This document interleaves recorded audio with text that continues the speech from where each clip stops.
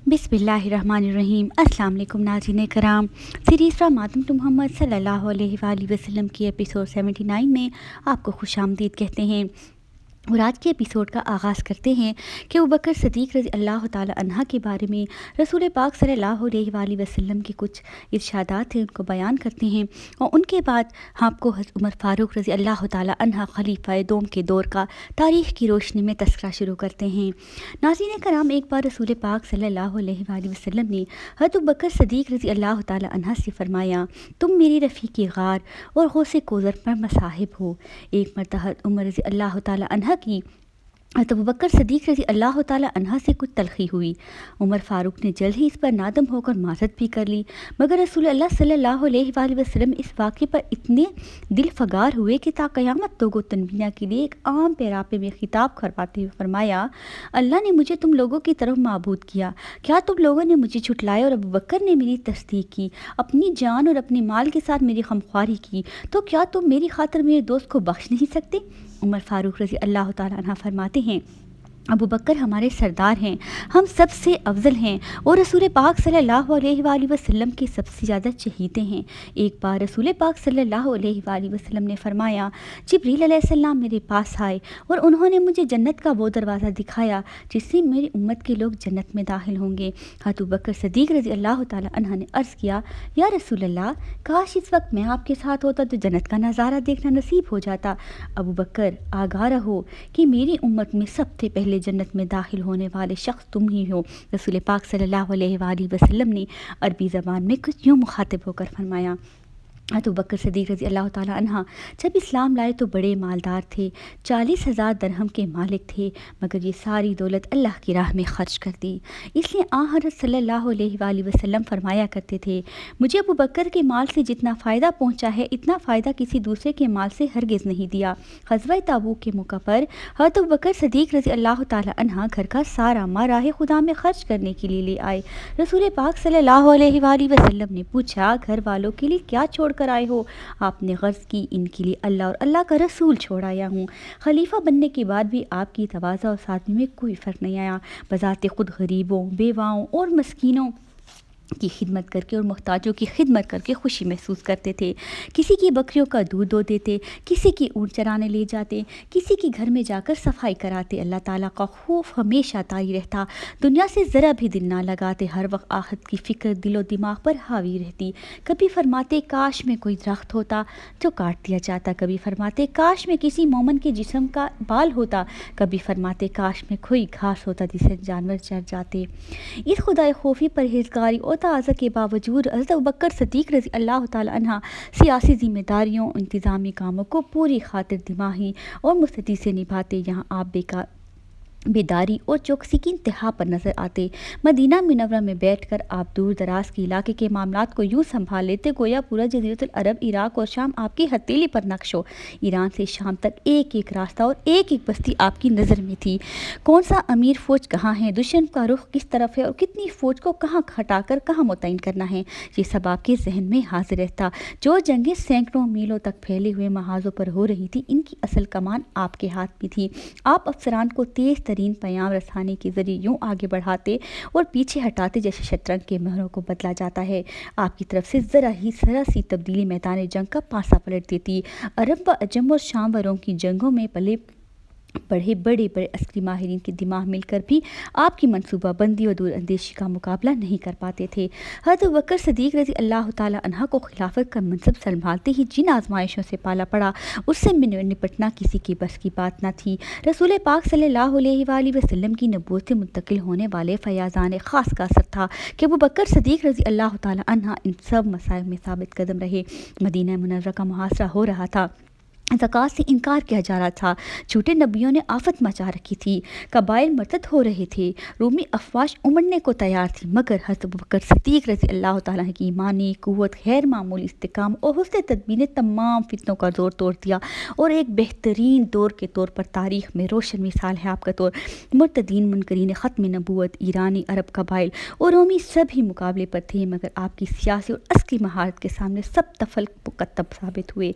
बिलाशुबा ये غیر معمولی صلاحیتیں اس نور نبوت کا اثر تھیں جو پوری امت میں سب سے زیادہ ابوبکر صدیق رضی اللہ تعالی عنہ کو نصیب ہوئی۔ رسول پاک صلی اللہ علیہ وآلہ وسلم نے جس اسلامی ریاست کی بنیاد رکھ اس کو استحکام بخشا، حضرت ابوبکر صدیق رضی اللہ تعالی عنہ کا کارنامہ ہے۔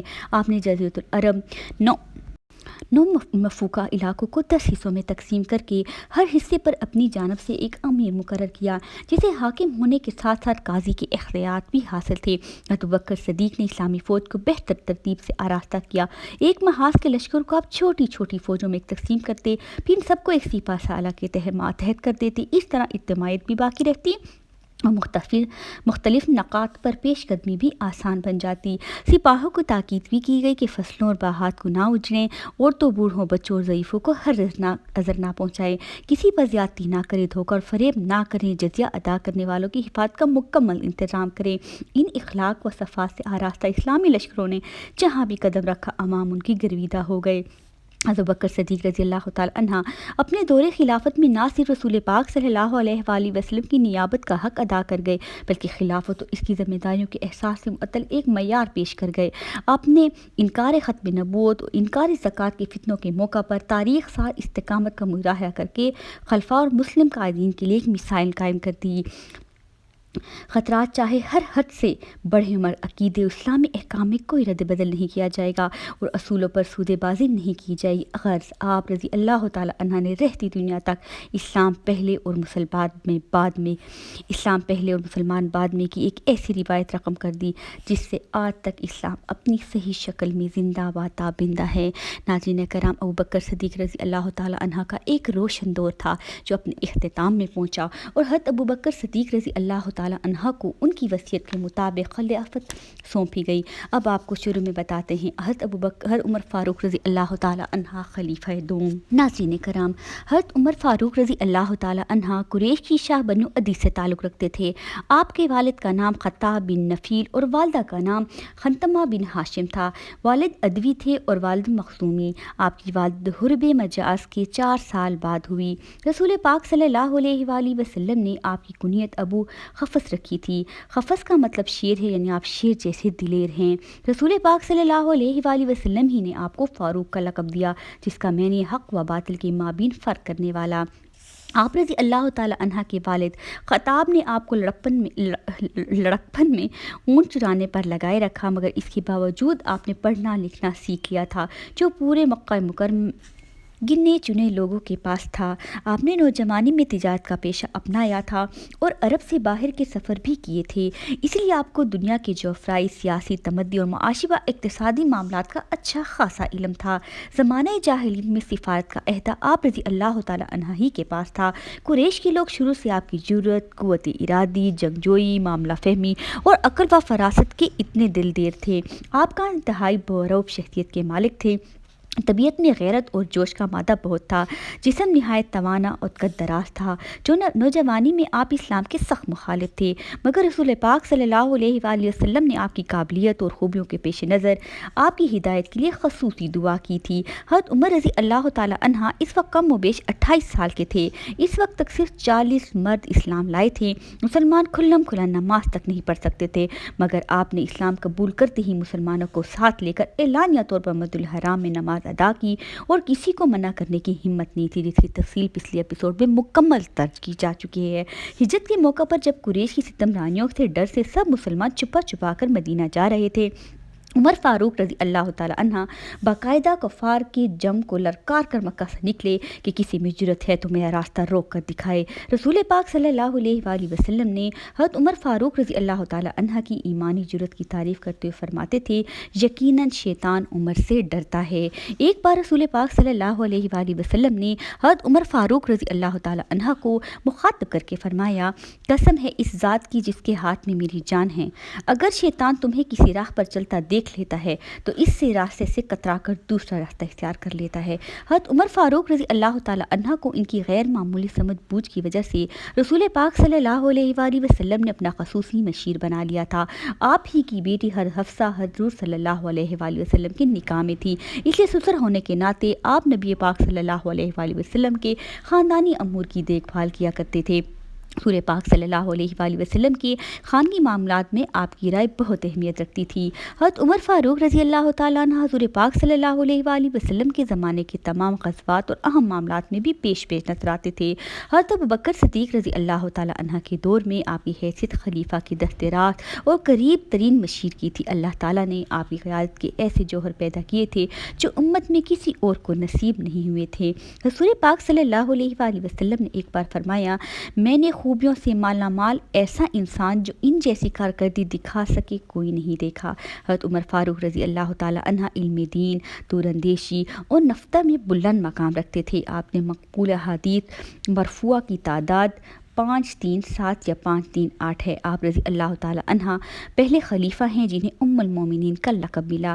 آپ رضی اللہ تعالیٰ عنہ کی انگوٹھی پر نقش تھا، موت نصیحت کے لیے کافی ہے۔ ریاست مدینہ میں رسول پاک صلی اللہ علیہ وآلہ وسلم کے دور میں آپ کو قاضی کی حیثیت حاصل تھی اور آپ اپنی گہرے علم، بصیرت اور فقاہت کے ساتھ نہایت عدل و انصاف کے ساتھ فیصلے کیا کرتے تھے۔ آپ واحد صحابی تھے جس کی تجاویز اور مشوروں کو کئی بار اللہ تعالیٰ نے وحی کے ذریعے سراہا۔ کئی بار ایسا ہوا کہ جو آپ کے ذہن میں آیا قرآن مجید کی آیات میں اس کے مطابق نازل ہوئی۔ اس لیے رسول پاک صلی اللہ علیہ وآلہ وسلم نے آپ کو اپنی امت کا وہ خصوصی اور ممتاز فرد شمار کیا جس کے دل میں اللہ تعالیٰ کی طرف سے حق بات ڈالی جاتی ہے۔ آپ صلی اللہ علیہ وآلہ وسلم نے فرمایا، اللہ تعالیٰ نے عمر کی زبان اور قلب کو حق و صداقت کا محور بنا دیا ہے۔ ایک بار پھر فرمایا، تم سے پہلی امتوں میں محتد ہوا کرتے تھے، اگر میری امت میں کوئی محتد ہوتا تو وہ عمر ہی ہوتا۔ محتد سے میران وہ انسان ہیں جس کے دل میں اللہ تعالیٰ کی طرف سے صحیح بات ڈال دی جاتی ہو اور وہ پھر اسے دوسروں تک پہنچاتا ہو۔ حضرت سیدنا عمر فاروق رضی اللہ تعالیٰ عنہ اس صفت سے نوازے گئے تھے، اس لیے آپ کی رائے کی تائید میں قرآن مجید کی بہت سی آیات نازل ہوئیں۔ آپ کی عظمت کا اندازہ کرنے کے لیے یہ حدیث کافی ہے جس کا ترجمہ ہے، اگر میرے بعد کوئی نبی ہوتا تو عمر بن خطاب ہوتے۔ غرض ان خوبیوں سے آراستہ حضرت عمر فاروق رضی اللہ تعالیٰ عنہ جب منصب خلافت پر جلوہ افروز ہوئے تو اسلام کی فتوحات کا دھارا ایک سیلاب بن کر مشرق و مغرب کو اپنی پلٹ میں لے لیا تھا۔ ناظرین کرام، امید کرتی ہوں عمر فاروق رضی اللہ تعالیٰ عنہ کا ایسا انمول تعارف آپ کو بہت پسند آیا ہوگا۔